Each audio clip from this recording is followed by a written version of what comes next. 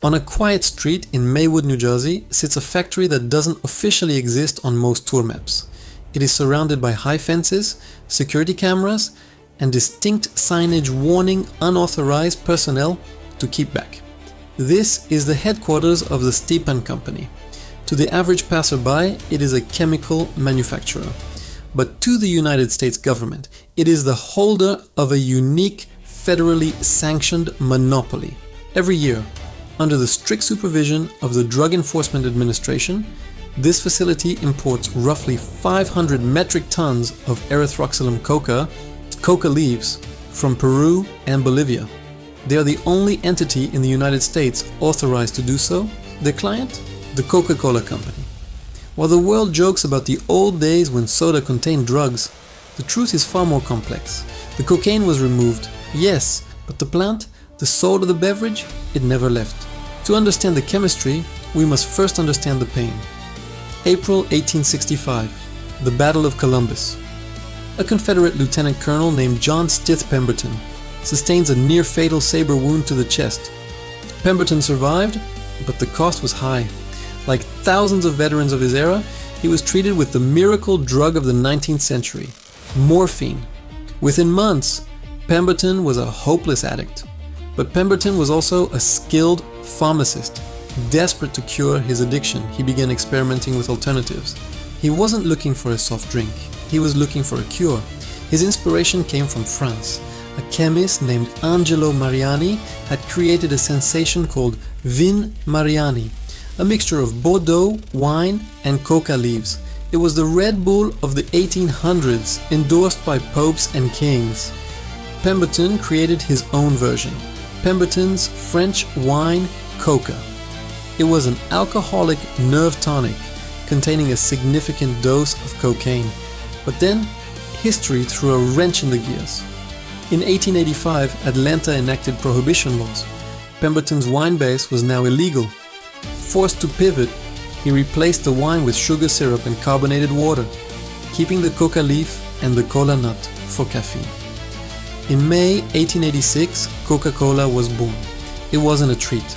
It was a brain tonic and intellectual beverage. And yes, at that exact moment, a single glass contained approximately 9 milligrams of cocaine. Let's look at the science.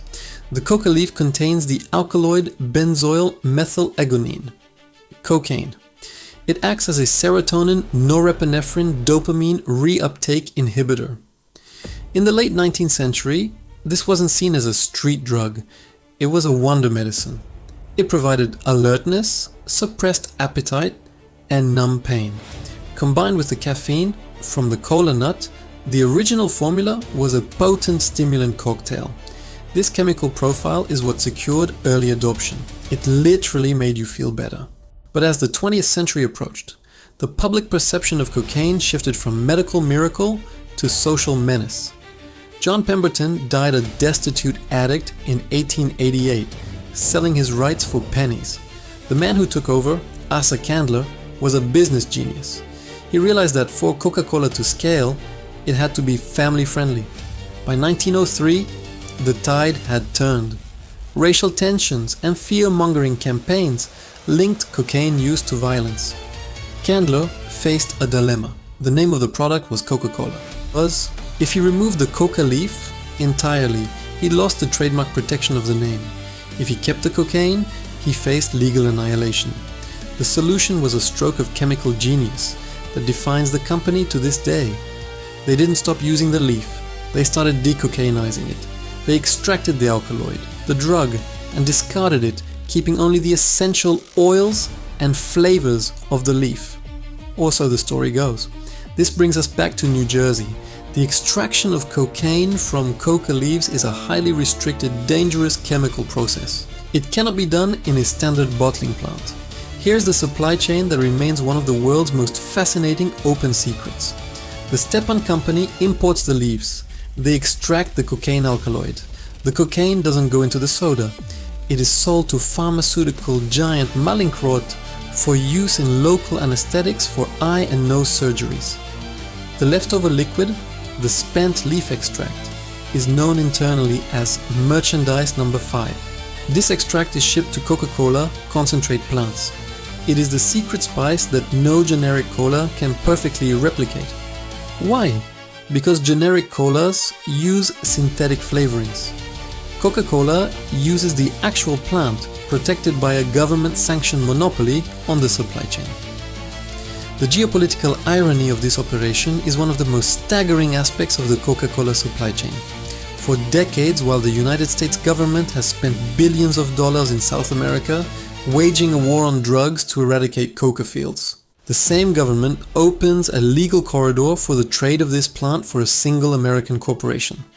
While coca farming is often branded as criminal activity for local farmers in Peru and Bolivia, triggering military interventions, the Stepan Company's licensed purchases operate like a diplomatic secret. It is the clearest evidence of how rules in global trade can be bent for corporate giants, and how national interests become intertwined with corporate profits. To understand the power and importance of this monopoly, we must look closely at the infamous New Coke fiasco of 1985. Some industry analysts and conspiracy theorists argue that the real reason behind the radical formula change was an attempt to break free from the expensive, bureaucratically difficult, and politically risky reliance on the coca leaf extract. The company tested a formula that was coca-free, completely synthetic, and sweeter. However, the public backlash was so severe and immediate that the company was forced to return to the old formula, Coca-Cola Classic, just 79 days later.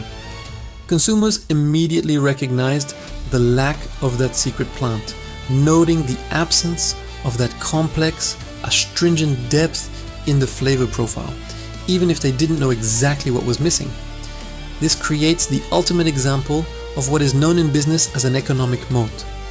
Pepsi or other global competitors can hire the world's best chemists and allocate unlimited budgets for marketing. But as long as American laws and DEA regulations remain unchanged, they can never access Coca-Cola's original taste. While rivals try to mimic the flavor with sweetness, acids, and citrus oils, Coca-Cola's possession of merchandise number 5 gives it an uncopyable biological advantage. It is one of the rare instances in modern history where a company's success relies not just on brand value, but on a state-backed monopoly over a physical raw material. From a historical perspective, Pemberton's legacy also draws an interesting parallel with modern health debates. In the 19th century, the substance that worried the public and faced regulation was cocaine. Today, in a world fighting epidemics of obesity and diabetes, the real enemy is corn syrup and sugar. Neuroscientists note that high amounts of sugar stimulate the brain's reward centers, much like mild narcotics. While Coca-Cola removed the physically addictive stimulant, cocaine, it replaced it with another mechanism that triggers constant psychological and physiological desire, a perfectly balanced combination of sugar and caffeine.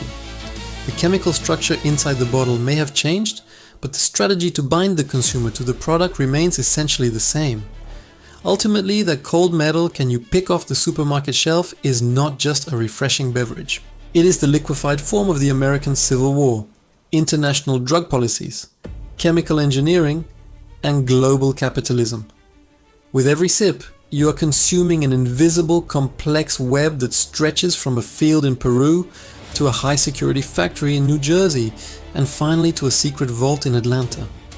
Coca-Cola's true success lies not just in its taste, but in its ability to transform this dark, complex, and contradictory history into the world's most accessible, innocent, and beloved symbol of happiness. The cocaine is gone, but the leaf remains. If you want to uncover more of the invisible mechanics that run our world, click the subscribe button. We don't just read the label, we analyze the ingredients.